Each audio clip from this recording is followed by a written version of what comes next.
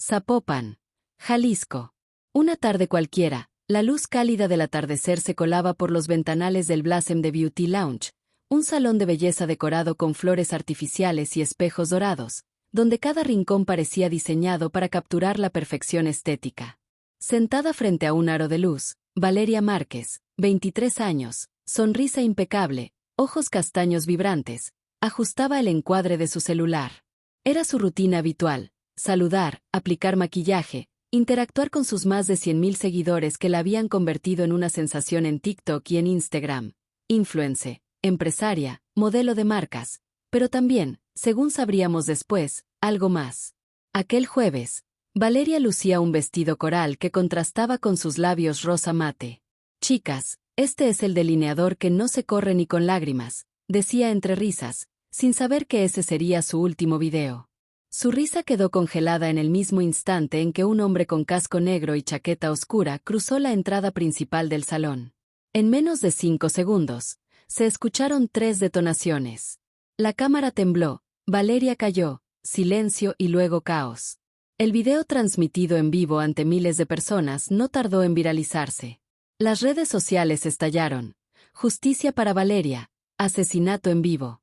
Miles compartieron el momento exacto del crimen, con morbo o indignación.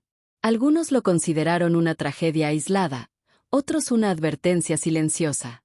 Pero detrás de las lágrimas, los homenajes improvisados con veladoras y las flores blancas dejadas frente al salón, comenzaron a surgir preguntas incómodas. ¿Quién querría matar a una influencer de belleza? ¿Por qué alguien ejecutaría a sangre fría a una joven que, en apariencia, solo enseñaba tutoriales de maquillaje? La policía municipal llegó tarde, como siempre. La zona fue acordonada, pero ya era tarde. El crimen había sido consumado, no solo en carne y hueso, sino ante los ojos de un país entero. La imagen de Valeria, con su blusa manchada de sangre, quedó fijada en la retina colectiva de una sociedad cada vez más anestesiada ante la violencia. Pero esta vez, la víctima tenía rostro, voz y millones de seguidores. Esta vez, el asesinato no ocurrió en una bodega abandonada ni en un paraje remoto. Ocurrió en directo, en una transmisión donde miles escuchaban sus consejos para lograr el look perfecto. Conforme avanzaban las horas, nuevas piezas comenzaron a caer sobre la mesa. Rumores sobre una vida paralela, supuestas relaciones con figuras del crimen organizado, un supuesto vínculo con una célula del cártel de Jalisco Nueva Generación. ¿Era Valeria simplemente una víctima inocente de la violencia al azar, o su asesinato escondía un mensaje mucho más oscuro, dirigido a quienes intentan salirse de un mundo donde las apariencias, literalmente, matan? En medio de la confusión, una figura conocida rompió el silencio. Omar García Harfuch, el mismo que había liderado operativos contra cárteles y políticos corruptos, anunció su intervención directa en el caso. ¿Qué vio Harfuch en este crimen que el resto del país aún no entendía? ¿Quién era realmente Valeria Márquez? ¿Y por qué su muerte en vivo se ha convertido en el nuevo símbolo de una verdad que nadie quiere mirar de frente? Tras el impacto del asesinato de Valeria Márquez, una pregunta se repetía en todo el país: ¿quién querría matar a una influencer de belleza? Mientras las redes sociales ardían con comentarios de indignación, homenajes y teorías sin fundamento, un hombre decidió no quedarse mirando desde lejos. Omar García Harfuch, secretario de Seguridad Ciudadana de la Ciudad de México, tomó personalmente el control del caso. Harfuch no es cualquier funcionario. Con años de experiencia al frente de operativos contra cárteles y figuras poderosas, sabe distinguir entre un crimen pasional y una ejecución planificada. Y lo que vio en el video de TikTok no le dejó dudas: aquello fue una operación quirúrgica, no un robo ni un ataque impulsivo. Pero antes de seguir con esta historia, queremos invitarte a que te suscribas a este canal si este tipo de contenido te interesa. No olvides dar me gusta y compartir este video.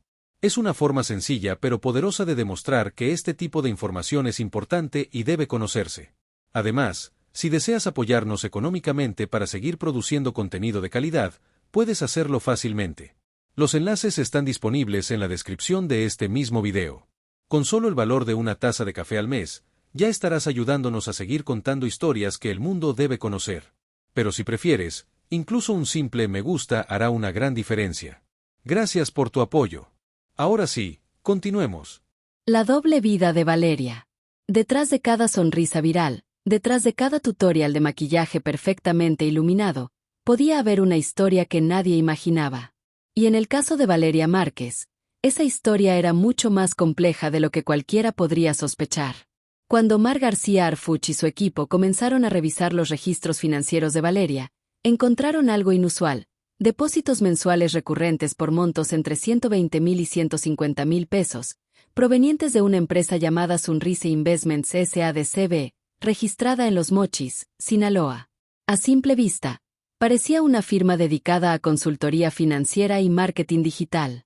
Pero al investigar más a fondo, descubrieron que no tenía página web, empleados activos ni movimientos comerciales reales. Era, sin duda, una empresa fachada. Eso no fue todo. Al rastrear los nombres detrás de esa empresa, las pistas llevaron directamente a estructuras financieras vinculadas al Cártel de Jalisco Nueva Generación, CJNG. Uno de ellos estaba conectado con Ricardo Ruiz Velasco, alias el WR, uno de los líderes más poderosos y violentos del cártel. Harfuch sabía que eso no era casualidad. Valeria no solo había sido víctima, también había sido parte de una red criminal que usaba las redes sociales como herramienta de manipulación, lavado de dinero y legitimación de poder. Poco a poco, se fue revelando una nueva faceta de la joven influencer. Tras su imagen de éxito y belleza, se escondía una figura clave en una operación silenciosa y sofisticada. No portaba armas. No negociaba drogas. Pero su influencia digital valía más que un arsenal. Fue reclutada por figuras del narco bajo el pretexto de apoyo económico y crecimiento profesional. Le ofrecieron recursos para expandir su negocio, cirugías estéticas, viajes internacionales y asesoría en branding personal. Todo pagado por una organización que buscaba infiltrarse en espacios sociales, culturales y hasta políticos.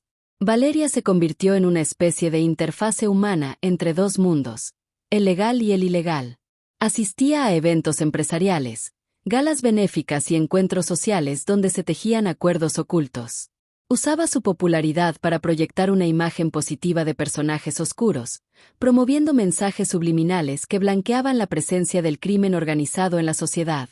Era la cara amable de una guerra invisible, una campaña encubierta que utilizaba la estética, la moda y el entretenimiento para ganar terreno en la opinión pública. Pero todo cambió cuando ella empezó a cuestionar su rol. Se alejó de ciertos eventos. Dejó de responder mensajes importantes. Incluso contactó a periodistas especializados en seguridad y protección a víctimas.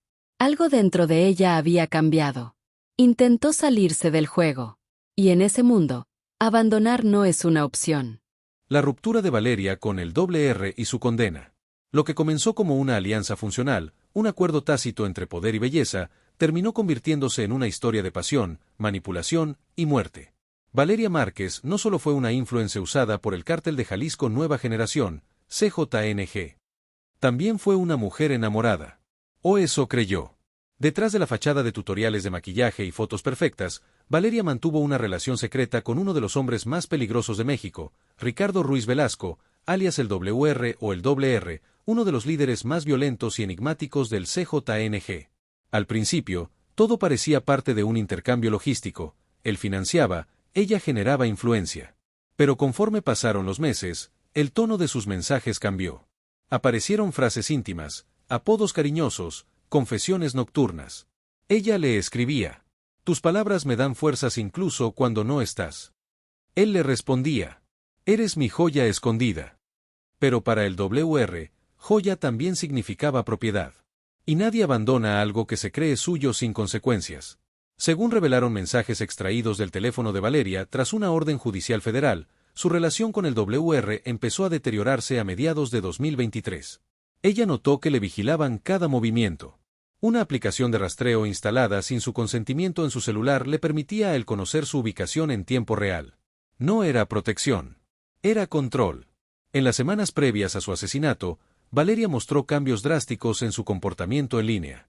Dejó de asistir a eventos organizados por clientes del cártel.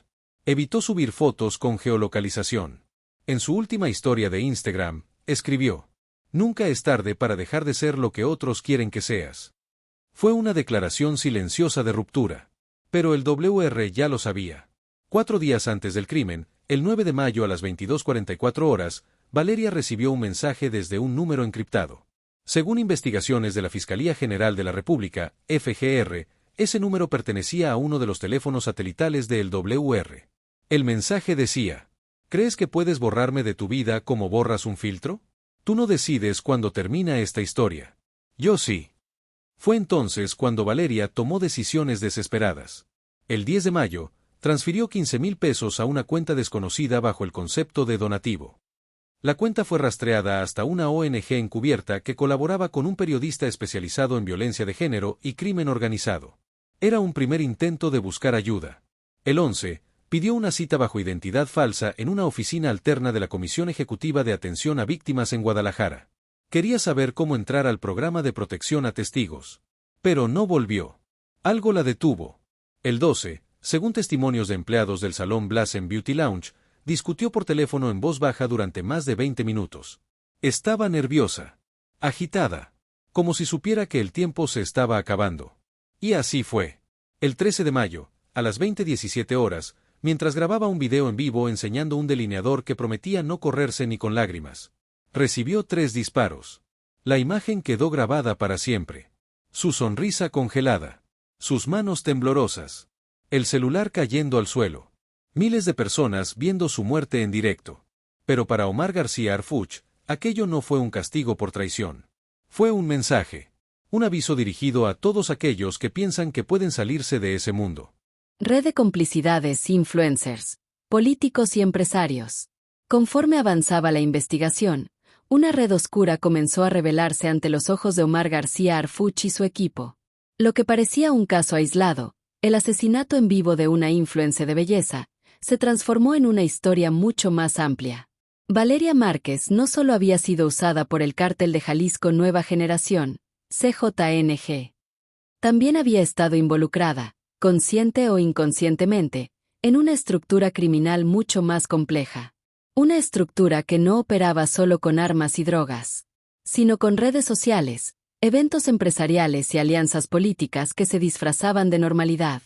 Harfuch ordenó un análisis relacional basado en registros digitales, imágenes públicas, mensajes interceptados y transferencias bancarias. El resultado fue demoledor.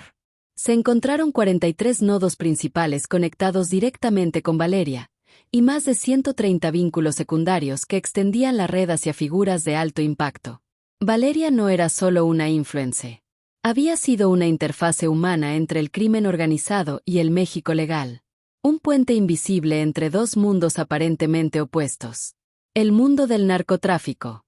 Y el de la política, el entretenimiento y los negocios legítimos. Entre 2022 y 2024, Valeria apareció como invitada especial o embajadora de causas sociales en al menos 12 eventos empresariales y culturales celebrados en Guadalajara, Monterrey y Ciudad de México. Eventos que, a simple vista, parecían inofensivos: jornadas de belleza comunitaria, galas infantiles, ferias de emprendedores.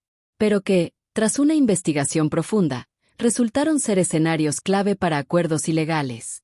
Detrás de cada evento, detrás de cada foto viral, había una estructura financiada por empresas fachada como Grupo Némesis, Fundación Arcoíris, Renova Marketing. Empresas que ahora están bajo investigación federal por lavado de dinero y legitimación de capitales del CJNG. Valeria, sin saberlo al principio o quizás eligiendo no saberlo, actuaba como una especie de especialista en relaciones públicas del crimen. No portaba armas. No negociaba rutas de droga. Pero su habilidad para mover narrativas digitales, conectar mundos aparentemente opuestos y generar simpatía en redes era más poderosa que un rifle. Cada publicación suya estaba calculada. Cuando el CJNG enfrentaba críticas por violencia en Michoacán o Zacatecas, Valeria subía videos hablando de empoderamiento femenino, éxito personal y apoyo comunitario. La estrategia era clara: inundar el algoritmo con belleza y esperanza para desplazar el horror. Y funcionaba. Harfuch y su equipo detectaron una correlación directa entre los picos de publicaciones de Valeria y momentos clave en la expansión territorial del CJNG. Mientras se reportaban desapariciones masivas en Teocaltiche, Valeria encabezaba una campaña de microinfluencers que promovía el turismo local y negocios resilients. Jalisco brilla era tendencia. Mientras Jalisco ardía.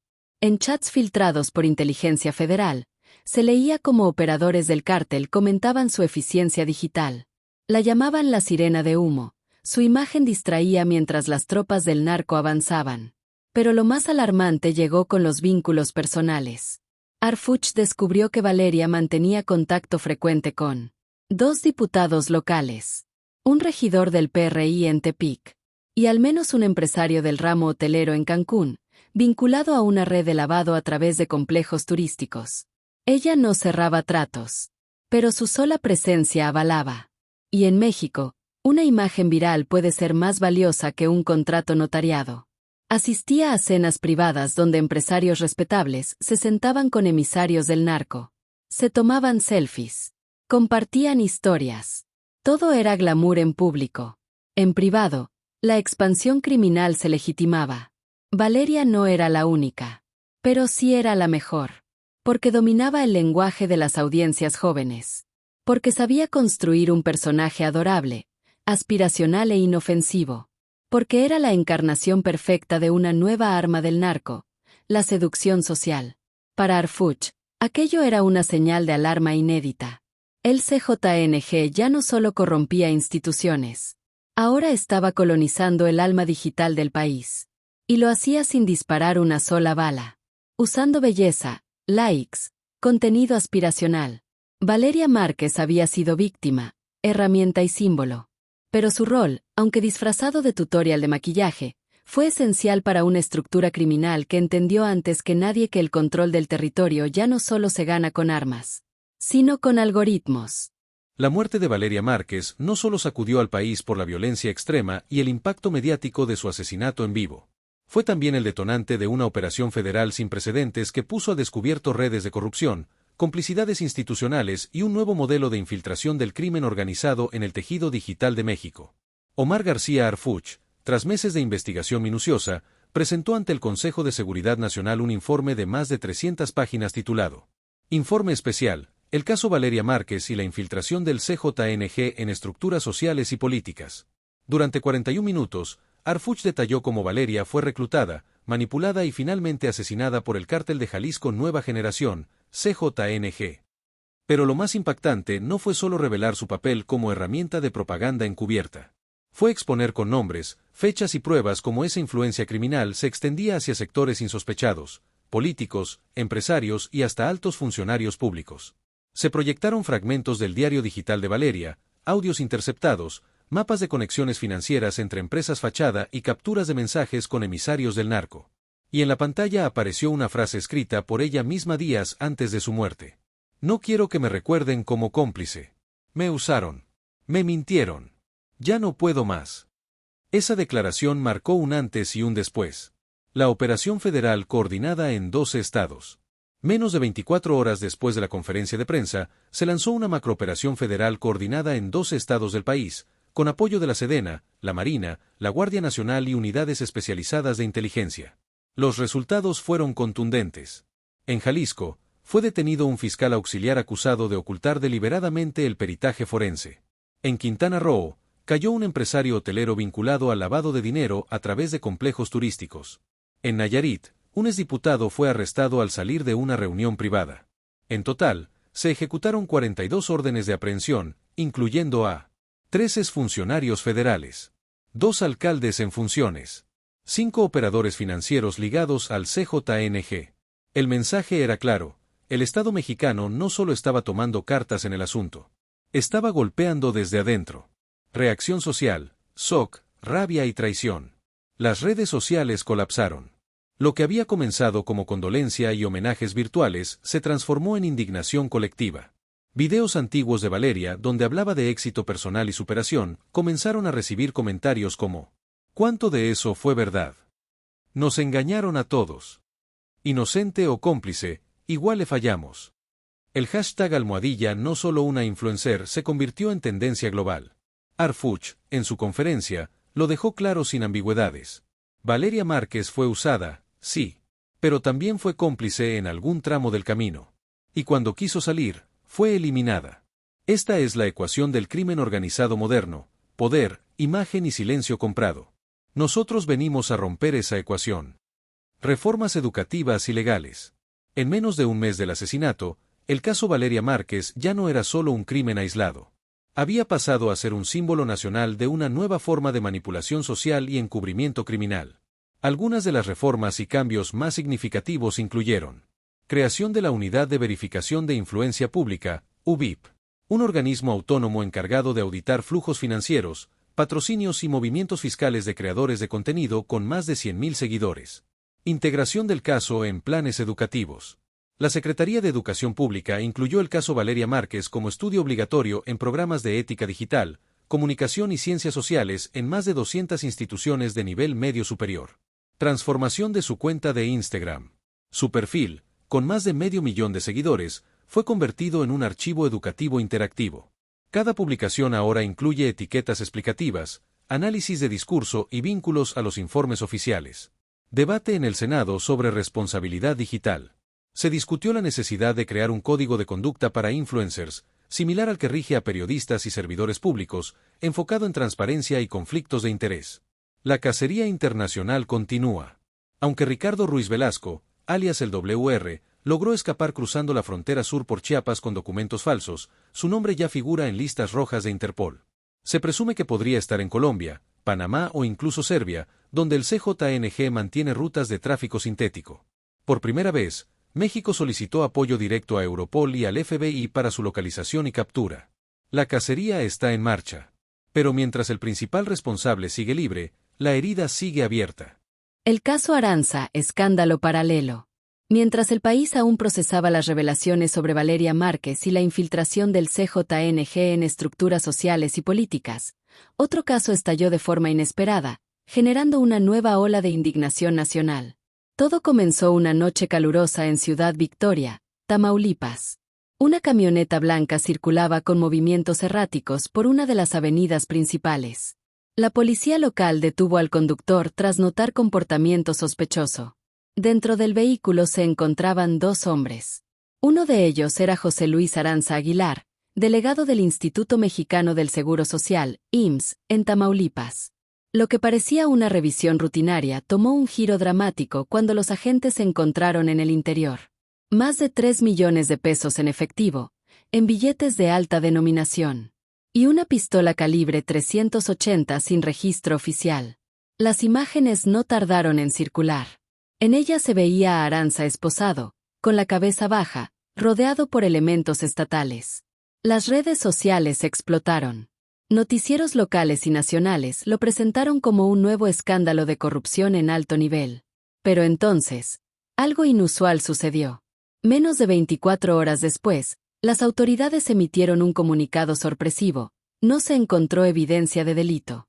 No hubo dinero, no hubo arma.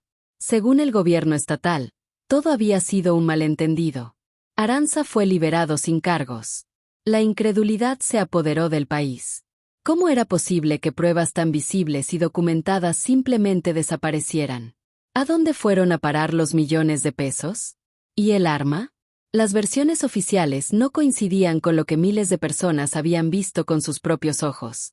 La narrativa institucional chocaba frontalmente con la realidad capturada por cámaras ciudadanas. Se desató una tormenta mediática. Periodistas, activistas e influencers cuestionaron la credibilidad del sistema judicial y policial. Usuarios en redes sociales compartieron las imágenes del arresto una y otra vez, exigiendo respuestas claras. Algunos comenzaron a llamarlo el caso del funcionario invisible. Otros lo vieron como un ejemplo más de cómo ciertos personajes están protegidos por redes de poder que van más allá de lo legal. En menos de 48 horas, el nombre de Aranza se convirtió en tendencia mundial. Memes, comentarios y análisis políticos llenaron las pantallas. La sociedad exigía transparencia, pero también responsabilidad. Un reporte filtrado de inteligencia financiera reveló que Aranza estaba bajo investigación desde meses atrás por movimientos bancarios irregulares. Supuestamente, había recibido grandes sumas de dinero sin justificación lógica durante los últimos años. Eso no fue todo. Se descubrió que la operación de su detención no fue ordenada por la Fiscalía General de la República, sino por una unidad táctica especial dentro de la Secretaría de Seguridad. Una célula relativamente nueva, sin nombre oficial, que algunos vincularon directamente con Omar García Harfuch. La confusión aumentó. Mientras unos señalaban una acción valiente contra la corrupción, otros denunciaron una maniobra política sin fundamento legal. La crisis escaló rápidamente. El IMSS emitió un comunicado defendiendo públicamente a Arranza, afirmando que contaba con más de 30 años de servicio intachable. Ese mensaje fue interpretado por muchos como un intento de blindar al funcionario desde adentro. Mientras tanto, Omar García Harfuch rompió su silencio. Durante una conferencia en Tapachula, Chiapas, frente a un salón lleno de medios y legisladores, lanzó una declaración que resonó como un golpe de autoridad. No se puede jugar con la honra de un servidor público, pero tampoco se puede jugar con la inteligencia del pueblo. Harfuch exigió una investigación completa, transparente y sin excepciones. Pidió que se revisaran todas las acciones, desde la detención inicial hasta la desaparición de las supuestas pruebas. Su intervención marcó un antes y un después. Por primera vez, un alto funcionario federal se desmarcaba del caos institucional y llamaba a rendir cuentas sin tapujos. Pero también dejó en evidencia algo más profundo, una fractura interna entre las distintas ramas del Estado mexicano. Una guerra silenciosa por el control de la información, por quién decide qué es verdad y qué no. El caso Arranza no solo puso en duda la capacidad del sistema para actuar con justicia, también desnudó una realidad incómoda. Hay niveles de protección institucional que van más allá de la lógica jurídica. Y mientras el país busca respuestas, una pregunta sigue flotando en el aire. ¿Quién está protegiendo a quién? Reflexión final y llamado a la acción. El caso de Valeria Márquez no fue solo un asesinato. Fue un espejo oscuro, donde millones de personas vieron reflejada una verdad incómoda. En el mundo moderno, la belleza puede ser una trampa, la fama puede convertirse en silencio y el poder puede disfrazarse de likes, filtros y sonrisas perfectas. Valeria no nació para ser criminal. No soñó con traficar drogas ni con blanquear dinero. Ella quería destacar, tener éxito, inspirar a otras jóvenes como ella. Pero en un país donde las oportunidades son escasas y el narco sabe encontrar caminos invisibles, su talento fue reclutado sin que muchas veces pudiera darse cuenta. Era una influencer, sí, pero también era una herramienta. Una pieza en un tablero mucho más grande, donde el cártel de Jalisco Nueva Generación entendió antes que nadie una cosa clave. Hoy, el control del territorio ya no depende solo de armas o rutas de droga. Hoy, el poder también se construye con imágenes, campañas y seguidores. Valeria fue usada para proyectar una cara amable del crimen, para legitimar nombres oscuros bajo la luz de la pantalla. Y cuando quiso salir, cuando intentó romper el pacto silencioso, fue eliminada.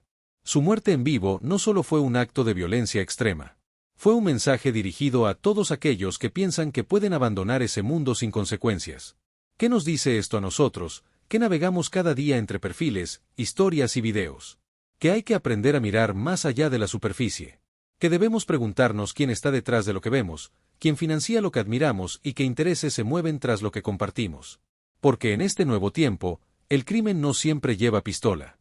A veces lleva micrófono, o cámara, o 1 millón de seguidores. Este video no es solo sobre Valeria. Es sobre cómo el sistema cambia, adapta sus estrategias y sigue operando, incluso dentro de nuestras pantallas. Pero también es una advertencia. Una llamada a estar alerta. A no seguir ciegamente. A no aceptar todo como real sin cuestionar. ¿Te gustó este video? ¿Te hizo pensar? ¿Sientes que es importante que más personas lo vean? Entonces no te quedes callado. Deja tus comentarios con tu punto de vista. ¿Crees que Valeria fue víctima o cómplice? ¿Qué opinas de cómo el crimen se ha infiltrado en redes sociales? ¿Y qué podemos hacer como ciudadanos para detectar estas señales? No olvides darle me gusta.